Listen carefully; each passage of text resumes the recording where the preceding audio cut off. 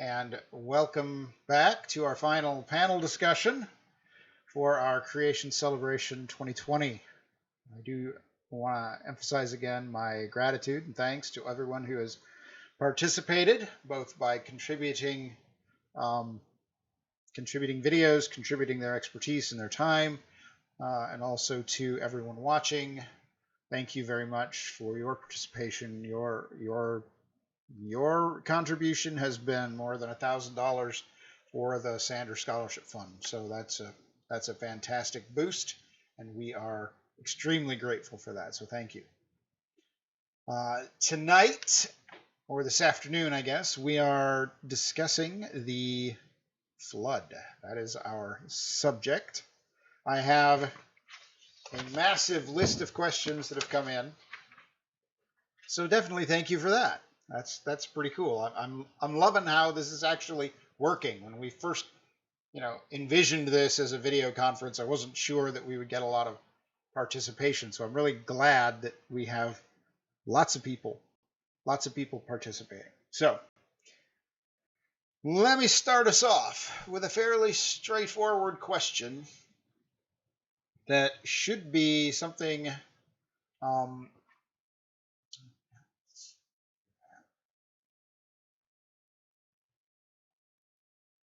sorry about that. That should be something that every creationist knows, and that is, does the Bible require that the flood was global, and how?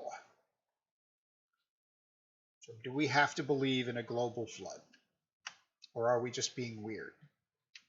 Paul, you want to comment on that? Let me pick up on this. Sure, you can start. Well, I mean, absolutely. I think the Bible teaches a global flood. And I think there are all kinds of reasons to think that the flood was worldwide. Not only textual arguments, which I'm sure many people are familiar with. For example, the repeated emphasis on universality in the flood account. So, sometime an interesting exercise is just to go through your Bible and underline or highlight all the universal terms in, say, a passage like Genesis chapter 7, all, every, only, whole, and just look at how much the author emphasizes universality. And I don't think it will do just to say, well, the word all is sometimes used in a less than universal sense elsewhere in the scriptures, because what I don't see is that kind of repeated emphasis on times somewhat overlooked or neglected, and I think it should be emphasized more, is the fact that it's the role that the flood plays in the overall redemptive history in the Bible.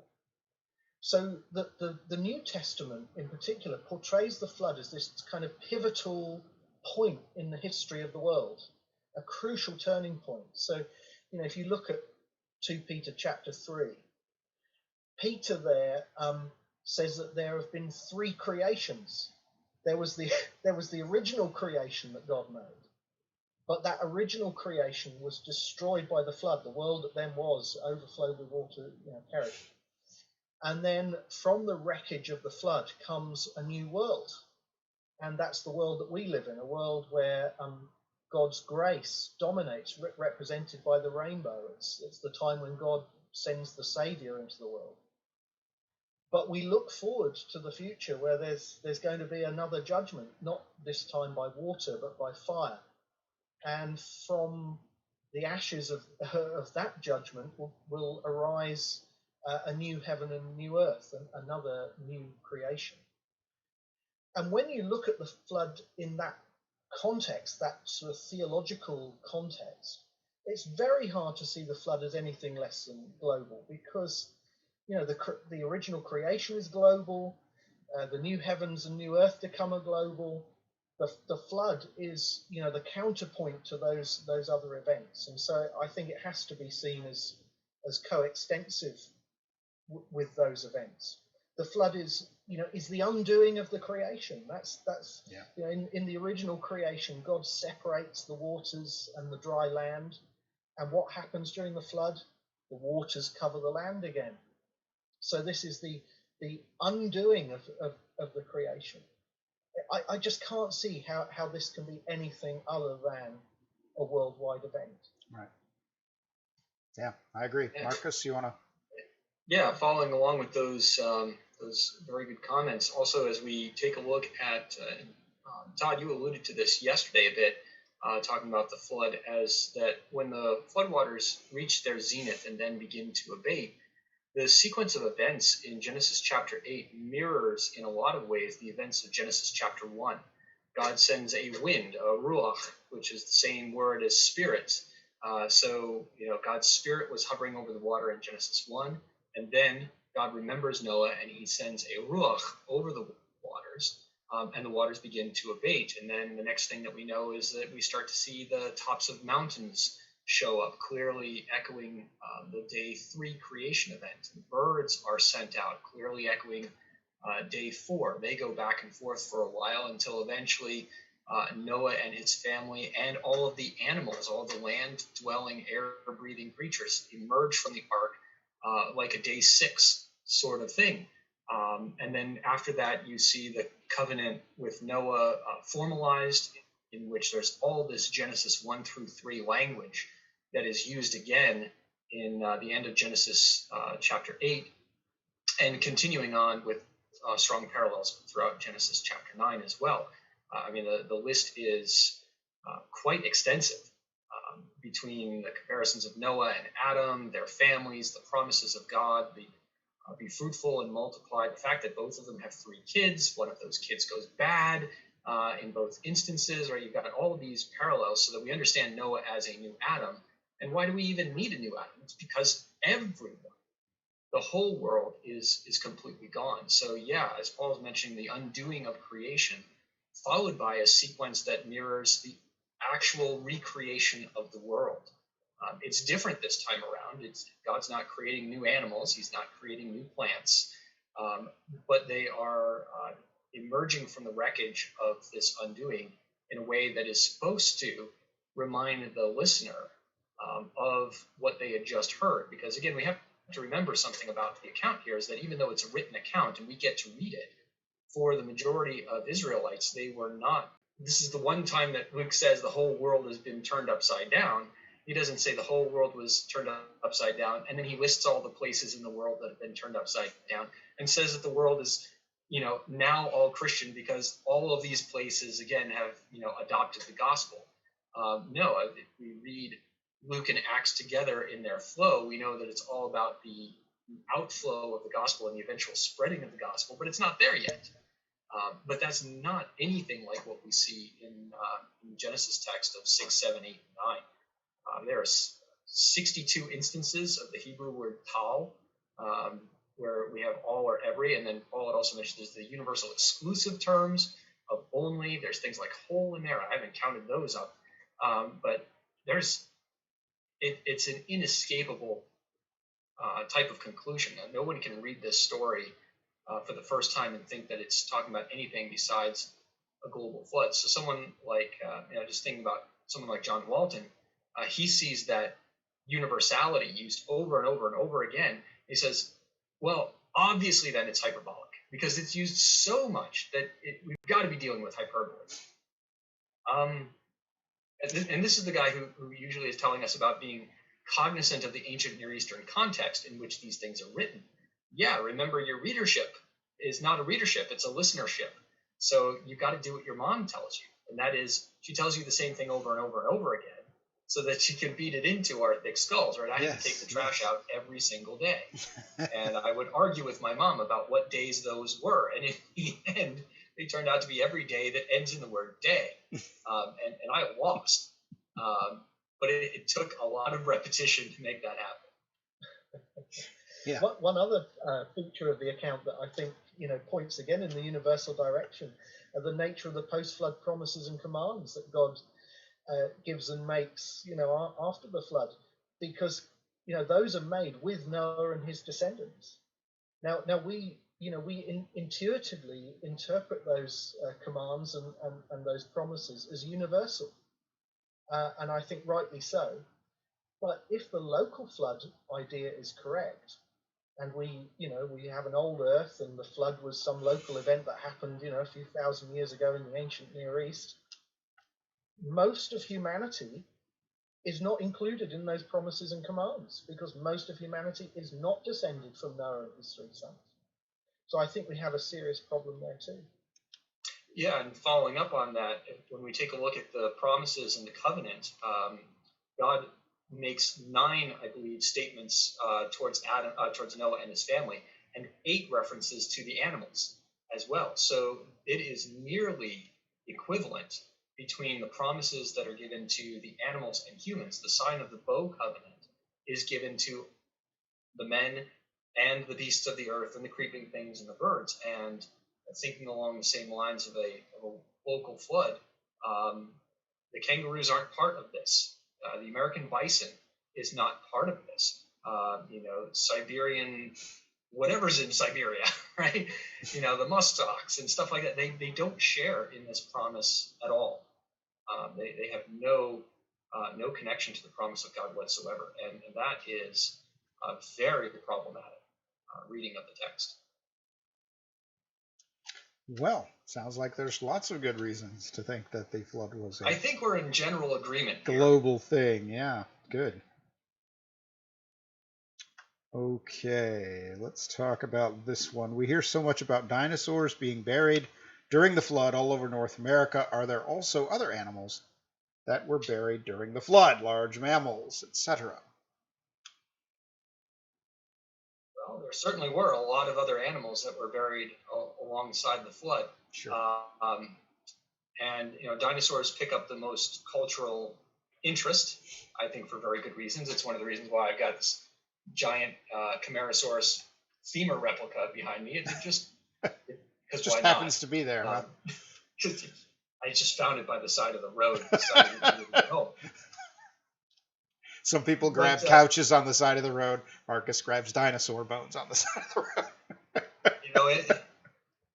I troll Facebook Marketplace for this sort of stuff. You should, yeah. Yes. So yeah, we've got a variety of mammal-like reptiles, giant amphibians, other types of reptiles. And I remember talking to somebody, another creationist, and saying, "Do you know that there are 54 families of crocodilians in the fossil record that we know? 54, right? Including like herbivorous ones. There's a couple herbivorous crocodilians out there that have these weird shovel kind of snouts to them and bulbous teeth, and they're probably eating potatoes or some form of tuber. You have other things that are out in the ocean, and yes, you got your mosasaurs, your plesiosaurs, but some of those crocodilians are fully marine types of critters with a tail that bends downward and would have had kind of a vertical fluke at the end of it. There's a lot out there. As far as the big mammals, though, that gets us into the thorny question of where the flood ends geologically, and how much of the mammal fossil record in the Cenozoic primarily is related to the flood. Paul and I both kind of think that most of the Cenozoic is post-flood, but that's an area of considerable discussion right now. There's a lot of articles flying back and forth on this. Yeah, and that would change exactly what's actually preserved in the flood, naturally. Yeah. All right, well, here's another question then. This one is, I think I'm going to answer part of it, and Paul, I think you could answer another part of it. Why did natural historians within the late 18th and early 19th centuries so quickly abandon the flood as an explanation for the geologic record in favor of the idea of successive pre-Adamite ages during which different floras and faunas existed? What was going on at the time that allowed for such a quick change of perspective? So I thought I'd talk a little bit about the history and philosophy. Paul, why don't you fill us in a little bit on the geology side? So I tried to address this a little bit in my earlier video on history, where I showed off some books. But the idea is basically that at the dawn of science, the beginning of science, with the conflict between Galileo and the church, and many other, it's not just Galileo, but this is happening across natural history. Vesalius, for example, was writing his Fabric of the Human Body and published it the same year as Copernicus published his Motions of the Heavenly Spheres. And Vesalius was going after Galen and arguing that Galen was all wrong about stuff. So there came into the foundation of science this notion that we just can't take ancient testimony as truth, because what do they know? We have our own senses. We can see with our own eyes. And when we see things that are clearly not what the ancients described, well, then the ancients are wrong. It's not a big deal. And when you come to the Bible, then, that wasn't the overt idea. But there was definitely this sense that, if we do science without thinking about how to fit it all into the Bible, then what we get out of it is an independent source of confirmation of the Scripture. So this was a big, big, big deal.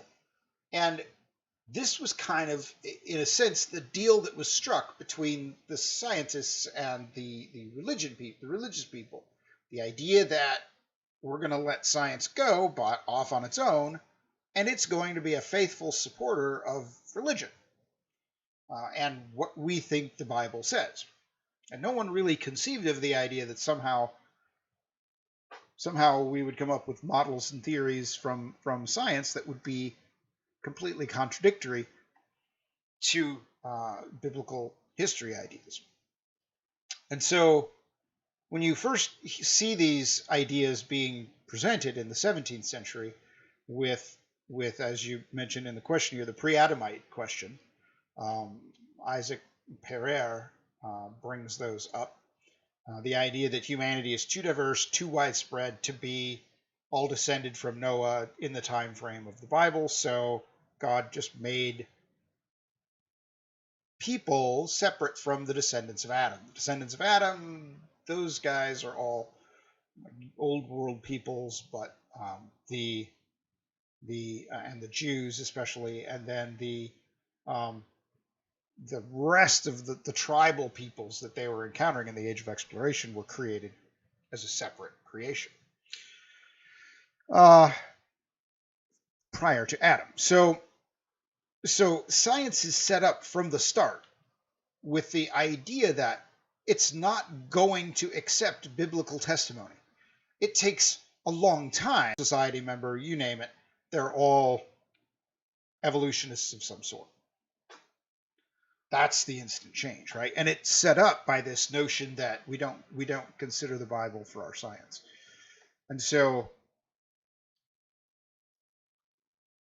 it's not a situation where the culture was working to integrate things. That's what we do as creationists. We want to integrate what we see in science and what we read in the Bible and put it together to make a seamless, coherent, comprehensive story that makes sense.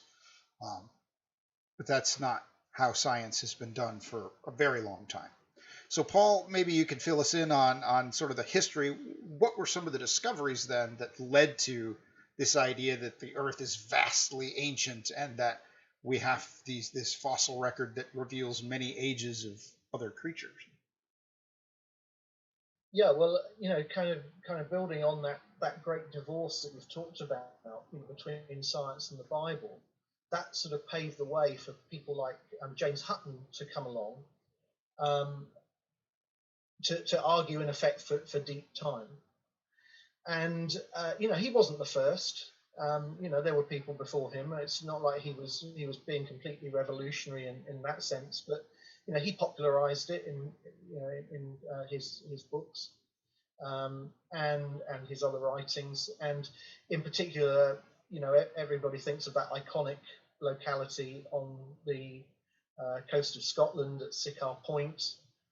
And to understand what Hutton was sort of saying there, you've got to understand that Hutton he was not wanting to use the Bible to interpret the rocks. He was saying we need to look at the world around us to interpret the rocks. And when he looked around him, what he saw was evidence of slow processes, normal depositional processes in rivers and lakes and oceans.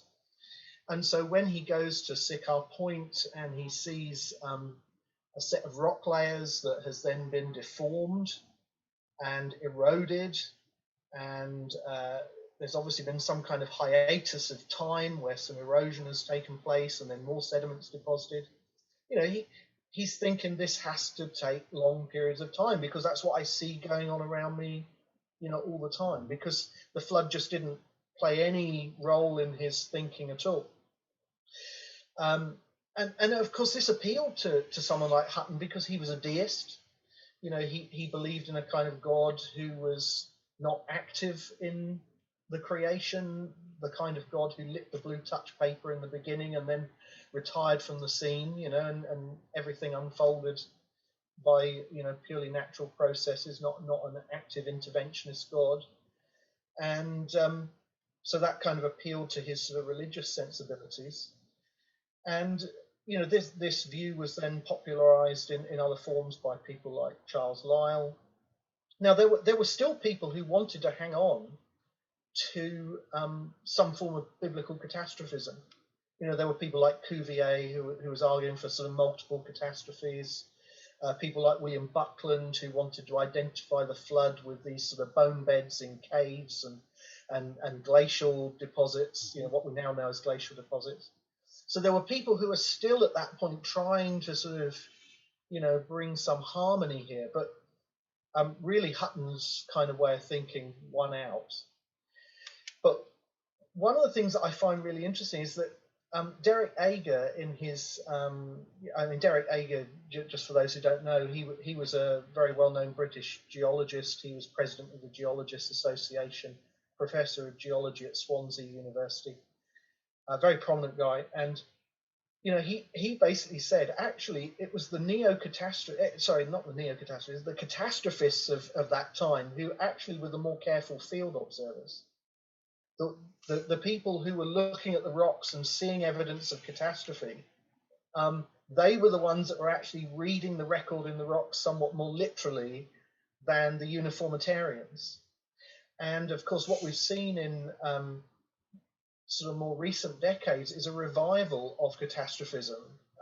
Derek Ager was a very prominent figure in that. So this revival of what we come to call neo-catastrophism, new catastrophism. And I think that's very significant because there is such resistance, and you see it in Derek Ager himself, who was very insistent that creationists don't misuse, the things that he was saying. There is such resistance to the idea of anything that smacks of the biblical flood or biblical catastrophism that if the evidence was not so strong in favor of catastrophism, these people would not be neo-catastrophists. Sure. They're driven there because the evidence is so strong. Right. And I think that's very significant. Yeah, Marcus, you have anything you want to add to that? I think that was well said. All right. And I got one other thing that occurred to me while you were talking about this, using the idea of uniformitarianism to sort of impose it on the data, regardless of how well it fits, or frankly using catastrophism to impose it on the data. I think it's much harder and more challenging to try to generate a true synthesis of sort of what the Bible says and what we observe in the rock record, than it is to just say, it's all uniformitarianism, or it's all catastrophism, or whatever. It's all old ages. That seems to me to be an easy road to take. Once you've decided the Bible can't have any say in this, then creating these other models, I think, becomes relatively simple. You just sort of follow along with, as you say, I see slow processes happening, so this must have taken billions of years, or whatever. Whereas, as we have discovered as creationists, it's actually really quite challenging to sort of put together a synthesis that makes sense of both the scriptural data and the observational data from geology. And I think to some extent that difficulty discouraged these early folks from trying, right? So they watched people like Burnett and Sacred Theory produce these weird things that, wasn't very scientific. It was very early in the scientific period, so he was extrapolating a lot from very little data, and so a lot of it turned out to be wrong, and so, whatever. And so no one wanted to be that, so they wanted to limit themselves. And so, but, doing the job of integration, figuring out what the Bible is actually saying, figuring out what the rock record is actually saying, that's much more difficult, especially when you're left with certain things where you're not quite sure how they fit at all. And so you just sort of have to say, I don't know for now. So I guess what I'm saying is, it's not that creationism was tried and found wanting. It was that it was decided that it was too hard and never tried. All right, let's see here. Another good question. All right, so this is going to be a technical question. A lot of the questions that came in were quite technical, and I guess that reflects our audience that is a little more technical than I expected. So for those of you who have no idea what I'm about to say, please bear with us. I'll try to explain. All right, so here we go. As I understand it, a stratomorphic fossil series composed of species belonging to one created kind is usually taken as evidence of diversification after the flood. However, there are some created kinds of dinosaurs, like ornithomimosaurs and tyrannosaurs, that showcase a stratomorphic series within rock layers from the flood. Has anyone proposed an explanation for intrabaraminic stratomorphic series in flood rocks? All right. Before we tackle that one, let me see if I can put that in English.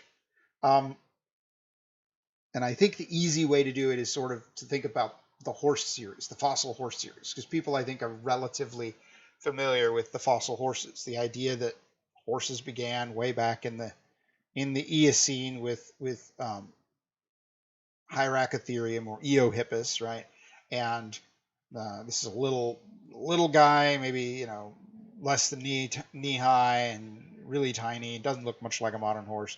And then over the next 50 million years, it grows up, it loses toes, it becomes this big equus horse that we have today, the zebras and the donkeys and so forth. And if you look in the fossil record, you will see a series of fossils that appear to show more horse-likeness and less Hyracotheriumness emerging over time as you go up the fossil record. That's the idea of stratomorphic. You have change in the fossils, which is change in the organisms. That's the morphic thing. That's the form of the fossil. And then the strato is the layer. Strata are layers in geology talk. So stratomorphic means it's changing, the form of the fossil changes as you go up the stratum. And the idea here is that the question is basically that when we see a stratomorphic series, a really good one, we might conclude from that might be one piece of evidence that we use to say these things belong to a single created kind, and that this change over time is not apparent because of the rapid deposition of the fossil record, but it's real because it happened in time. It's a historical reality that happens to be documented by the post-flood rock record. Okay. And that then, of course, raises the question, well, there are stratomorphic series that are laid down by the flood, so what do they mean if they're not actually records of change over time? If they are capturing a snapshot of a bunch of organisms in a single point in time, or a very short period of time, when the flood buried them during that 1 year. So what does that tell us? Does it tell us anything? Is there a difference between the quality of the series? So with that, perhaps you can assist us. I don't know. Next question. That's a tricky one. That's really well thought out. So thanks to the question maker for that one, for throwing us not just an easy little bone. One of the differences, if I think as the instances that were mentioned by the question of some of the Coelurosaur dinosaurs, your Tyrannosaurids, etc. One of the differences between them and some of the stratomorphic sequences that we see, for example, with the horses or the camelids or the rhinos, a couple of the more famous ones, is geographic extent. So when we take a look at the equid or the camelid or the rhino sequence, those are often able to be viewed within a sequence of rocks in a particular location, say Nebraska or the Badlands of South Dakota, for a couple places that I was nearby, where you can trace these through a vertical set of rocks that are all pretty close to one another, and see this sort of thing and go, that looks very suspicious. When it comes to something like the Tyrannosaurids, however, in order to make that stratomorphic sequence, which if we're going to allow that the geological record is still a good reflection, which I agree with, of the sequence of events, you still have to hop from Asia to North America to Europe to Asia to North America again in order to follow this sequence. And you have to do that with a number of different groups. Some maybe not so much, but others maybe more. If we think of, say, the ceratopsian dinosaurs, there is a nice stratomorphic sequence as you go from Psittacosaurus, which is this 6-foot-long bipedal thing, little kind of juts out on the side of its skull. Its skull is only about this big. It's cute.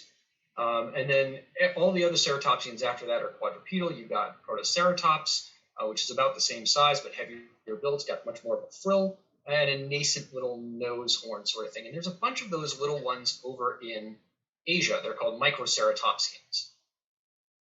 But the real interesting ceratopsians for most of us, the ones that occupy our books and such, are mostly North American, in which case you've got this blizzard of critters. But in order to make the jump from the little ones to the big ones, you've got to hop a continent.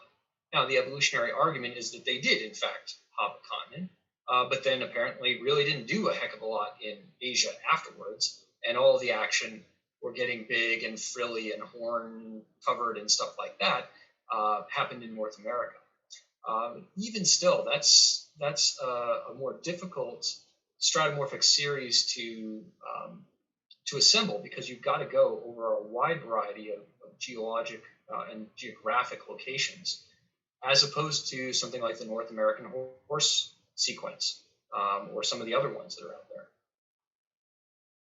Yeah. One of the other things that we know about the horse series is that there is this fairly close match between the order of branching that you see in an evolutionary cladogram and the sequence in which those species appear in the fossil record. There's a very, very good correlation between those two things with horses. Now, that may be true with some fossil series that we find in flood rocks, but I actually think that we should ask that question first of all: how good is the correspondence? And so for a while, I've been sort of trying to get some other colleagues interested in a project that will look at the closeness of the match of stratigraphy, the fossil order, with the evolutionary branching in cladograms. And maybe, we could do that with dinosaurs in the Mesozoic, and we could do it with, fishes and trilobites in the Paleozoic or whatever. And I'm now working with Neil Duran at Bryan, and we have a student who is actually beginning a kind of pilot project for us to start to look at how close these things match in some groups in flood rocks. And I think that's going to be very instructive, because I think in some cases actually the match probably won't be so good in flood rocks. Where the match is good, I think that's also interesting, because maybe it's telling us something about the ecological structure of the pre-flood world. So where we find patterns that require explanation, that's going to give us some really interesting clues as we try to reconstruct the pre-flood world from the fossil record. So I think those are all really great questions, and that there's opportunity for a whole lot more work to be done there. Yeah, it really is. That's a good point about the ecology question, because if we considered, obviously God's not going to do another flood like he did before, but if he did, there would be some very interesting stratomorphic sequences that you could make out of creatures today. The mustelids is a huge group of typically little carnivores, right? Your ferrets, your weasels, minks, etc. And I think if you think about something like out of Washington State, Northern California, Oregon, that area, you could transition from ecosystems through the mustelids in a very interesting way, looking at land-dwelling weasels to river otters to otters that are living out in the bay, and make a jump into something like seals or sea lions that would look like a very convincing progression that involves organisms that are all fairly similar. I know the seals might be a little different, but nonetheless, you could put something together very easily with just a group of organisms that are alive today that, as you're suggesting, Paul, might be reflective of something like ecosystem differences. And depending on which way they're buried and sequestered in the rocks, you could make an argument that these things were becoming terrestrial and tiny, or that they were becoming aquatic and going big. And either way would look like a real possibility for a group of organisms that are alive today. And I think of some of that with, say, the fossil whale sequence, because a lot of the organisms that are in, especially that early sequence area of places like Pakistan, are pretty much all in the same rocks together. Yes. And yes, you can derive a cladogram that gets you more and more whale-like. But at the same time, you're saying, yeah, but this is from the same, 200-foot thick package of rock. Maybe this isn't so much showing us a transition out into the ocean as it is, this is a big group of organisms that have a variety of different members within them. Right. I think, yeah. And I think we've sort of hit on kind of the cutting edge right here of what even we here in the panel are doing as research. I think the question of, as you mentioned, whales, they're all upper Eocene, every last one of them. That goes from four-legged to fully aquatic. That whole series is in a layer. So it's not really a stratomorphic series. It's just a morphological series. And so, it's easy to say, oh, this is a great series. This is a great evolutionary series. It must be evidence of evolution, and so they must be really part of the same kind. We have to do a lot more work, I think, than just that. And I don't want anyone to think that somehow that we think just because evolutionists make a horse chart that we should all dive in and accept it as the evolution of the horse. No. We must do our homework. We must do our due diligence and make sure that what we're seeing there is a real trend, and that there is some modicum of support from the baraminology side of things that warrants and justifies drawing conclusions about baraminology or about flood deposition or whatever. Because there's lots of reasons you could get, as Paul mentioned, there's different reasons you might get what appears to be a series, so morphological series. And as another, one more thing. That idea of doing your homework, obviously we're a small community. We can't run out to every outcrop and take a look for ourselves. Some of these places are dangerous, but mildly. I don't know that I want to be running around Pakistan with a hammer just because. Yeah. But nonetheless, it allows us to approach just briefly maybe another topic, and that is the trust that we should or shouldn't be placing in what our evolutionary colleagues are reporting. So I tend to have a pretty significant amount of trust for what they reported as far as basic information. If I want to do a study on the whales, one of the places that I'm going to go is the paleobiology database, or the horse sequence, or whatever of these that we've been talking about, and pull information from there. You've got citations that you can follow up on, get the papers from the library or your friends who have great connections, and things like that. So when we talk about doing our homework, which is a great reminder, one of the things that we also have to remember is that we can trust basic data reporting for a lot of this material. We can look at the images, the CT scans of fossils that are being made more and more available. It's easier to get the information now than it was 20 years ago, which wasn't bad. But there's even more information. It's even more open. I think about some of the skulls that are in the background of Todd's image there.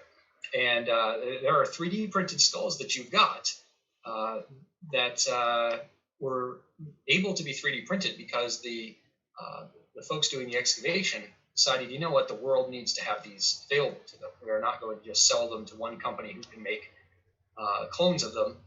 We're going to just make it so that everybody can have this. So there's a nice fostering of openness within the scientific community right now that allows us to do our homework a little easier.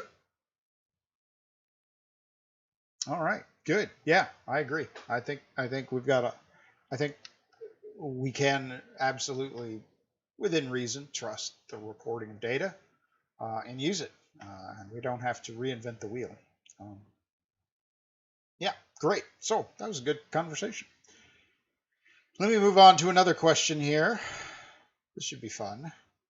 Has anyone looked at what role, if any, the moon played in the flood? I'm wondering if meteorite impacts on the moon would affect the Earth. This might be a question more for an astronomer, but perhaps you guys have some thoughts. I definitely have a thought if you don't have any thoughts. Go for it, Tom. Okay, great. I got nothing, man. Okay. It's a wind tunnel in here. I will show you this. Yeah, we don't have Danny Faulkner here, but he would. No, we don't. Yeah. To ask this question to. Where's my? Are you seeing that? Yep. Yep. Don't know that anybody else is seeing that. All right. Let me move this over here. Boom. That you can now see is basically a Mercator projection of the moon. So you've seen those maps where Greenland is big and gigantic, almost as big as, all of Africa. That's a Mercator projection. So you just plot latitude versus longitude. What strikes me about this, and I've talked to lots of creations about this, astronomers and geologists, and we're all sort of scratching our heads going, this is really odd. The major impacts, these black splotches here, are major impacts. They're the Maria, right? Mare Tranquillitatis is where we landed with Apollo 11 the very first time, the Sea of Tranquility. So they're called Maria. They're basically basalt, and they're different from this other gray stuff, this dusty gray stuff around here, in that they are younger, more recent. Let's just call it more recent. And the thing I notice, and the thing that everybody notices when we're looking at this diagram of the moon here, the moon's surface, which has been mapped on all sides, the Maria are right here. So the Maria, caused by major impacts that evidently produced some sort of crustal imbalance there, allowing magma from the interior of the moon to come up and spread across the land as basalt and then harden as basalt. These are major impacts on the moon, and they're all on one side. It's as if someone was aiming for the moon, which, again, I'm not an astronomer. I'm not trained in this sort of thing. I'm not a geologist, and I don't know a lot about moon geology, but I know enough to look at this and say, that's really odd that they hit, that these impactors hit one side of the moon altogether. I did for the celebration on the evidence of the flood here in the UK, because so many of the patterns that we see here in the geology of the UK, you can see them in North America. We've got the Red Wall limestone, and we've got the coal measures of Illinois and Pennsylvania. We've got them here. We've got the Coconino sandstone. So I don't have to go quite so far to see those things, or their equivalent. Across an ocean. Yeah. So, yeah. That is... Or even across a continent. Nuts. Yeah. But flights are cheap right now. We could all do a lot more field work. Yeah, provided we don't get sick with COVID, but yeah. All right. All right, let's see here. Other questions.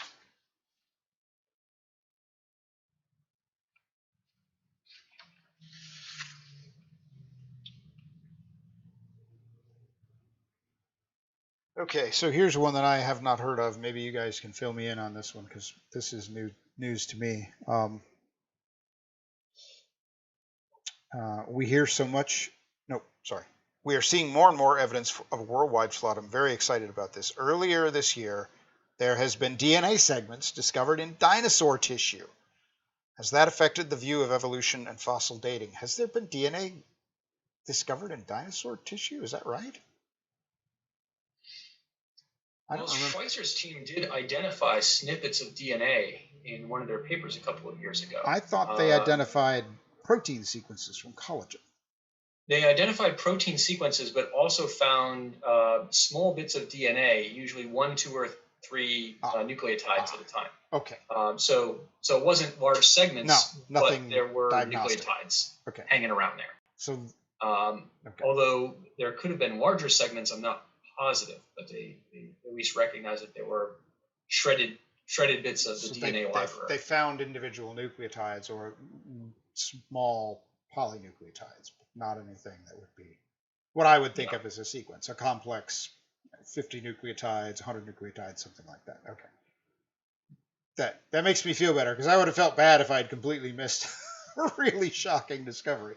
All right, so these discoveries, Mary Schweitzer's work on dinosaur tissues and others have followed in her footsteps. We're seeing now some what I think is starting to get more interesting than just random stuff is more systematic evaluations of this, that you can find these kinds of things in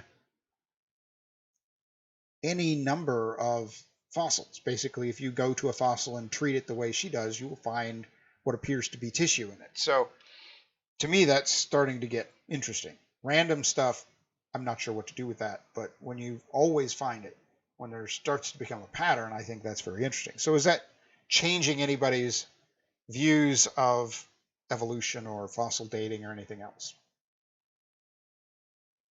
And let's talk about anybody in terms of conventional evolutionary paleontologists and scientists. Yeah, I mean, I don't think it's changing the minds of conventional paleontologists. What it's doing is driving them to look for explanations as to how those soft tissues and biomolecules can survive for the presumed lengths of time. That they think they've been there in those bones. So there's a lot of work being done to try to come up with explanations for how you preserve these things. That's what it's driving people to do, rather than to reevaluate the timescales. Yeah, I think Ken Colson on his blog had an interesting post recently about this, about some of these attempts to sort of explain the data, and people might want to check that out. That's Ken Colson's blog, by the way. Yeah. If you didn't hear that, it was. I don't have the web address, but we can look it up and supply that after the fact, I'm sure. Okay, yeah, that's been my experience. Usually when these sorts of things come up and that seems inconvenient or difficult to integrate into a conventional model, there's always a lot of resistance. This can't be right. And then there's always going to be the people who shrug their shoulders and said, we expected this. You think, really? And then there are those guys who will come up with some explanation or try to come up with some explanation of how it happened. So. Yeah, I think Paul and I can both say that none of our university experience did we have people saying, in just a couple of years, we're going to have protein sequences out of these bones. It's on nobody's radar, No. Just nowhere. No. And what's interesting is that the original skeptical perspectives and somewhat reasonable. Okay, maybe these are bacterial biofilms or other sorts of things that are mirroring the original structure. They kind of replace the holes where the vascular structures were or stuff like that. Yeah, it just turned out to not work. in most cases. Schweitzer and her team, and then others afterwards are like, no, look, we've got vertebrate-specific protein sequences here, so bacteria can't do this. Bacteria don't make collagen, and that sort of thing. So, really diligent work on both sides here has been able to narrow the field and say, yeah, turns out this stuff is happening a lot. Brian Thomas at ICR has certainly been tracking a lot of this stuff, going through and doing his own work as well for his PhD on original biomolecules. So there's some creationists who are kind of in the mix on this as well. Work with Mike Armitage and the iDino project that CRS has been doing. So we'll see kind of also what our creation colleagues are able to come up with as they investigate this as well. And Todd, I mean, you've been working on a project looking for some DNA, but you can't tell anybody about where or what that is. No, I have not done that. No, nobody's doing that. It's top secret. We want to get published, so we're not doing anything like that. No, never. Okay. Nothing. Plausible deniability. I heard wrong. Yeah, it's top secret. Anyway. One interesting question that sometimes gets asked is, if from a creationist point of view, all of the fossil record, whether during the flood or in the post-flood, was formed, in the last few thousand years. Why is it possible to find, DNA in, say, Neanderthal bones, but not in dinosaur bones, or at least, we're only finding these small snippets in dinosaurs. And I think that is an interesting question, and we do need to kind of grapple with that one. Why is there apparently a difference between what we're seeing in the Cenozoic and what we're seeing in the Mesozoic, if it's not simply a function of much greater age? And it's not simply Cenozoic versus Mesozoic or Paleozoic. It's Cenozoic. It's late Cenozoic versus early Cenozoic. So you go for Eocene stuff or Miocene stuff or something like that, and you're going to have a very difficult time convincing anyone that you've gotten DNA sequences from such specimens. But you never know. Some crazy guy somewhere might come up with some verifiable Miocene sequences. I don't know. I mean, it could happen, right? It's possible. Okay. With that cryptic comment, let's, I guess we're wrapping it up. It's 5 o'clock. Thank you very much for participating. I know there's at least one more session of videos here to watch for everyone else. And but our panel discussion is done. I've had a good time. Thank you, guys.